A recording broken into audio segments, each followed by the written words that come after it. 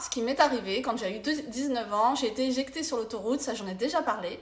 Et donc je suis restée dans le coma, j'ai eu des brûlures sur le corps puisque j'ai glissé sur l'autoroute. Donc les motards qui ont déjà eu un accident savent à peu près de quoi je parle.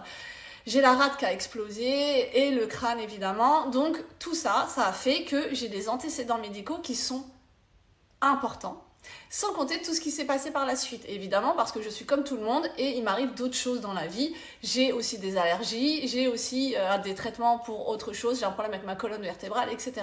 Donc tout ça, le problème, c'est que quand j'ai voulu derrière prendre une assurance vie à l'époque, vraiment l'assurance vie avait ce qu'on appelle un compartiment de prévoyance qui permettait que si il m'arrivait quelque chose alors que je mettais, admettons, 50 € par mois, eh bien, on ne pouvait pas effectivement, l'héritier entre guillemets aurait récupéré peut-être 1 an de cotisation et ainsi de suite. Donc ils avaient un capital au-dessus de notre tête de 10 000 € sur cette assurance vie, en tout cas celle qui m'intéressait. Malheureusement pour moi, il y avait un questionnaire de santé. Et le questionnaire de santé, il était simple, hein. Il n'y avait que 5 questions. Les 5 questions, c'est êtes-vous actuellement en arrêt de travail ou avez-vous été en arrêt de travail de plus de 21 jours sur les 5 dernières années? Bah oui. Suivez-vous actuellement un traitement? Bah